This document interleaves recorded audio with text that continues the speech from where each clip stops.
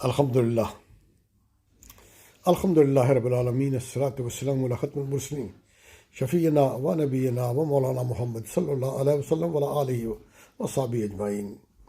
میرے پیارے پیارے بزرگوں، دوستوں، بہنوں، بھائیوں، بچوں، جو بھی ہیں جہاں بھی ہیں، لندن سے پھر ایک بار السلام علیکم ورحمۃ اللہ وبرکاتہ۔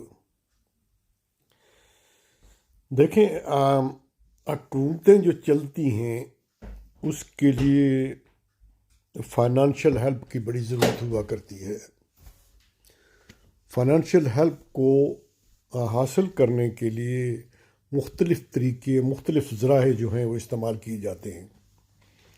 آپ کو یاد ہوگا کہ نبی اکرم صلی اللہ علیہ وسلم نے غزوہ تبوک کے وقت بھی لوگوں سے استدعا کی کہ آپ ایسا کریں کہ کچھ پیسے ہمیں دیں۔ ویسے بھی اسلام میں جو تصور ہے حکومتوں کو چلانے کا، وہ ہے آپ جناب زکوٰۃ دیتے ہیں، عشر دیتے ہیں، اور اس طرح کئی اور ٹیکس بھی۔ حکومت کو یہ اجازت ہوتی ہے کہ وقت کے مطابق، ماحول کے مطابق، ضرورت کے مطابق وہ ٹیکسز لگا سکتی ہیں۔ پھر ایک اور ٹیکس بھی ہوتا ہے جس کو جزیہ کہتے ہیں۔ جو نان مسلم حکومت میں رہتے ہیں، اسلامی حکومت کے تحت ان کو تحفظ تو دیا جاتا ہے، لیکن اس تحفظ کے بدلے وہ جزیہ دے کے ذمہ بن کے رہتے ہیں۔ ان کو اپنے سارے حقوق ادا کرنے کا حق ہوتا ہے، وہ کر سکتے ہیں، لیکن ایک منظم طریقے کے تحت وہ اسلامی حکومت میں رہ سکتے ہیں۔ اب سوال یہ پیدا ہوتا ہے کہ ہم ماڈرن جب زمانے میں آتے ہیں تو ضروریات بھی زیادہ ہیں حکومت کی۔ حکومت کو بڑی بڑی فوج رکھنی پڑتی ہے، خاص کر کے دشمنان اسلام کے ساتھ۔ السلام علیکم ریاض بھائی، السلام علیکم۔ پھر اور بھی ضروریات ہوتی ہیں، تو یہ اس کو کہاں سے، کوئی کام تو نہیں ہے جہاں سے سونا نکلے حکومت کے لیے، اور حکومت جو ہے وہ اپنے خرچے سارے پورے شروع کر دے۔ اس کے لیے یہ ہوتا ہے کہ ٹیکسیشن کا نظام ہے، جو کہ بالکل جائز ہے اور لیگل ہے، بشرطے کہ وہ ایکسیسو نہ ہو، وہ ٹیکس برائے ٹیکس ہو، ٹیکس برائے ظلم نہ ہو۔ آپ سمجھتے ہیں نا میری بات کو ذرا فرق؟ السلام علیکم ریاض بھائی، آپ بھی میری طرح بیٹھے ہوئے ہیں گھر پہ، بیٹھے ہیں رائے گزر پہ، ہم شاید کوئی فیس بک پہ آ جائے۔ تو اب میں یہ دیکھ رہا تھا بھی، کوئی 2-4 کیسز پاکستان میں چل رہے تھے۔ کوئی آدمی پکڑا گیا تو اس سے پوچھا گیا کہ آپ اپنی جائیداد کا حساب دیں۔ میں as a practicing consultant, tax consultant اور انویسٹیگیٹنگ اکاؤنٹنٹ، مجھے یہاں کام کرتے ہوئے 1983 سے میں کام کر رہا ہوں برطانیہ میں۔ جب سے پاکستان سے واپس آیا تو پھر میں نے شروع کر دیا تھا۔ تو یہ نظام چلتے ہیں حکومتوں کے، سڑکیں، بجلی، یہ اپنے اور کئی چیزیں ہیں، فوج کے کاروبار، فوج کا، ان سب کے لیے حکومت کو پیسے چاہیے ہوتے ہیں۔ اب یہاں کا جو نظام ہے، میں نے اپنی لائف میں، چونکہ پریکٹیکل لائف ہے میری ٹیکسیشن کے متعلق، تو میں آپ کو ایک چیز جو واضح کر دوں، وہ جو پاکستان میں جس کا فقدان ہے، نمبر 1، ہر آدمی کا کسے باشد ایک نیشنل انشورنس نمبر ہوتا ہے۔ جس طرح کہ پاکستان میں آئی ڈی ہے، بعض لوگوں کے 10 آئی ڈی ویز بھی ہیں، وہ میں اس بحث میں بھی نہیں جانا چاہتا، لیکن ہے تو اسی طرح جو لوگ کام کرتے ہیں، بزنس مین ہیں جن کی چھوٹی بزنسز ہیں، یا جو کوئی اور بھی آمدن کے ذرائع ہیں، مثلاً ڈیویڈنڈ وغیرہ ہے، رینٹل انکم ہے، بلا بلا، ان کو ایک UTR دیا جاتا ہے، یونیک ٹیکس ریفرنس دیا جاتا ہے، اور ان کو سالانہ گوشوارے پیش کرنے پڑتے ہیں، جس کے لیے ہم اکاؤنٹنٹ جو ہیں ہر وقت تیار رہتے ہیں ان کے کام کے لیے۔ ٹھیک ہے، معاوضہ تو لیتے ہیں، لینا بھی چاہیے۔ یہ کوئی آدمی نہیں کہہ سکتا کہ میں گوشوارہ نہ پیش کروں۔ 31 جنوری کی ڈیڈ لائن ہوتی ہے اور اس وقت تک گوشوارے نہ پیش کیے جائیں تو جرمانہ ہو جاتا ہے. پھر اس کے بعد 3-4 مہینے کا وقفہ دیا جاتا ہے. نہ ہو تو جرمانہ ڈیلی بیسس پہ ہونا شروع ہو جاتا ہے. یہ کبھی نہیں ہوتا کہ کچھ وزراء، کچھ امیر لوگ، کچھ جناب صاحب استعداد لوگ جو ہے مل کے اس ڈیٹ کو آگے کر دیں.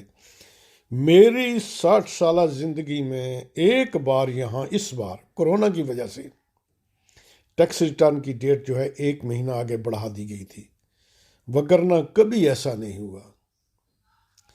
جس چیز پہ میں آج فوکس کرنے لگا وہ یہ ہے کہ ایک آدمی ہے، وہ ٹیکس میں رجسٹر ہے، وہ اپنے گوشوارے پیش کرتا ہے، لیکن وہ ساری جائیداد جو ہے چھپا دیتا ہے اپنی وائف کے، اپنے بچوں کے نام پہ. پاکستان میں میرے علم کے مطابق کوئی ایسا قانون نہیں ہے کہ ان سب کی مشترکہ طور پر جائیداد کا حساب لگایا جائے. یہاں تو برطانیہ میں تو یہ ہے کہ ایک آدمی مرد جو ہے وہ اپنی وائف کی اگر انکم ہے تو اس کا بھی ذمہ وار ہے. میں آپ کو ایک اور دلچسپ بات بتاتا ہوں جو کہ پاکستان میں نہیں ہے. ایک تو وائف والی یہ بات ہے، میں اس پہ ذرا بعد میں آؤں گا.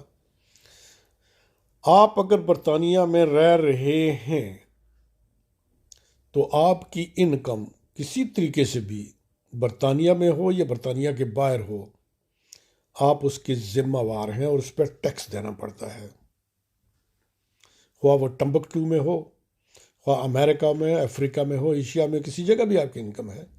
مثلا جس طرح ہم ہیں یہاں رہ رہے ہیں اور بعض لوگوں کے گھر جو ہے پاکستان میں ہے اور وہ رینٹل انکم آ رہی ہے، بائی لا ان کو ڈکلیئر کرنا چاہیے.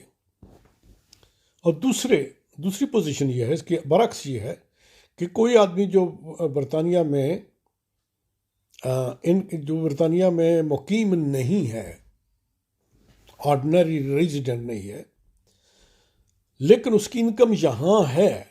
مثلا لوگوں نے یہاں مکان خرید کے، کئی لوگوں نے جو پاکستان کے رہائشی ہیں، باسی ہیں اور یہاں نہیں آتے یا آتے ہیں کبھی کبھار چھٹیوں کے لیے، ان کا اگر مکان یہاں ہے یا کوئی اور انکم ہے، ڈیویڈنٹ ہے یا کسی طرح بھی یا انٹرسٹ ہے ملتا ہے، تو ان کو یہاں کا حساب دینا پڑتا ہے. یعنی دونوں طرف سے، خواہ وہ یہاں آپ مقیم ہوں یا نہ مقیم ہوں، اگر آپ کی انکم یہاں ہے یا مقیم کی جو ہے وہ انکم ملک سے باہر ہے تو حساب دینا پڑتا ہے.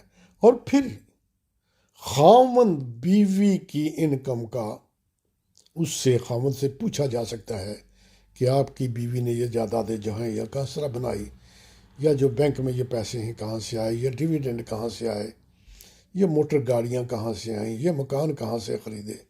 سب کی تفتیش، ایک ایک پینی کا حساب ہمیں دیا جاتا ہے. اور اسی لیے تو لوگ ہمیں امپلائے کرتے ہیں.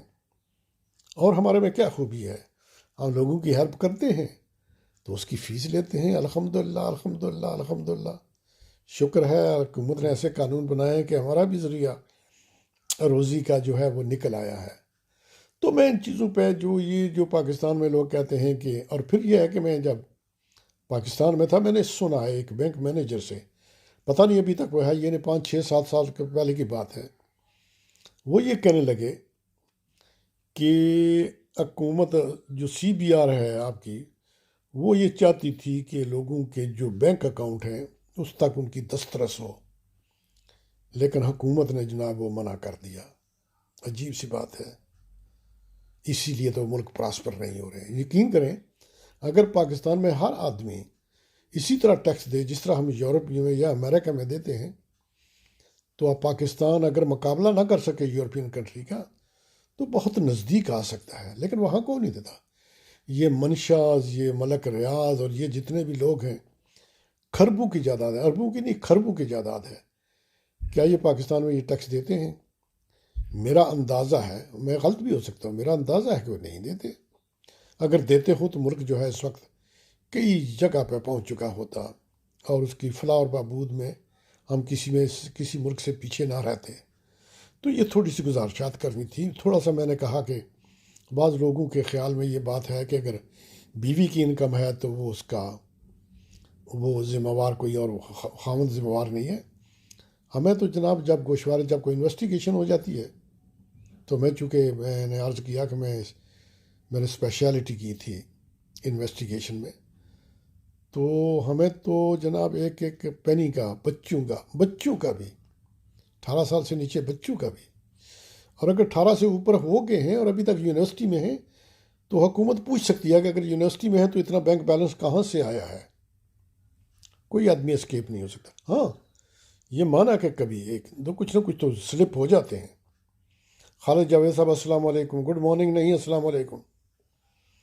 گڈ مارننگ یار. میں انگریز نہیں بنا ہوں ابھی تک. ابھی 60 سال جب پورے ہوں گے تو شاید میں سوچوں گا کہ شاید گڈ مارننگ ایکسیپٹ کروں. اس وقت میں السلام علیکم ورحمۃ اللہ وبرکاتہ. اس سے بہتر اور کوئی خالد بھائی، اچھا آپ واچ کر رہے ہیں، اچھا جی، بڑی مہربانی بڑی مہربانی. اس سے اچھا کوئی ٹریبیوٹ نہیں ہوتا.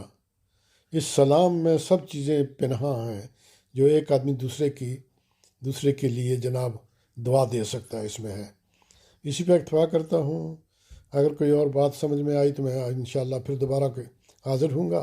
اگر یہ پروگرام اچھا لگے تو آگے فارورڈ کر دیں. اچھا، بہت سارے لوگ جو ہے، جب میں ان سے پوچھتا ہوں کہ میرا پروگرام دیکھا ہے تو کہنا ہاں جی دیکھا ہے، اچھا لگا اچھا لگا. میں نے کہا یار مجھے خوش نہ کرو نا، حقیقت بتا دو. کہنے لگا ایمانداری سے بات کرتے ہیں کہ اچھا لگا ہے تو آپ کیوں نہیں کامنٹ کیوں نہیں کرتے؟ ٹائم نہیں ہے جی، بس ہمارے پاس ٹائم کب ہے جی؟ Always very educational. نہیں بھائی، میں تو بالکل سادہ سی بات کرتا ہوں، ڈاؤن ٹو ارتھ باتیں ہوتی ہیں میری. وہ میں یہ سمجھتا ہوں کہ میں وہ الیٹ کلاس میں نہیں ہوں کہ اتنی پیچیدہ زبان استعمال کی جاتے اور اتنی جو زبان ہے اردو میں استعمال کی جائے کہ کسی کی سمجھ میں نہیں آئے. میں تو وہی بات کرتا ہوں جو میرے من میں آتی ہے، جو میں سمجھ سکتا ہوں. اور میں یہ سمجھتا ہوں کہ اتنی جو ہے پیچیدہ زبان نہ استعمال کی جائے کہ کسی کی سمجھ میں نہ آئے. تو اسی پہ اکتفا کرتا ہوں. جہاں بھی رہیں خوش رہیں، کرونا سے بچ کے رہیں.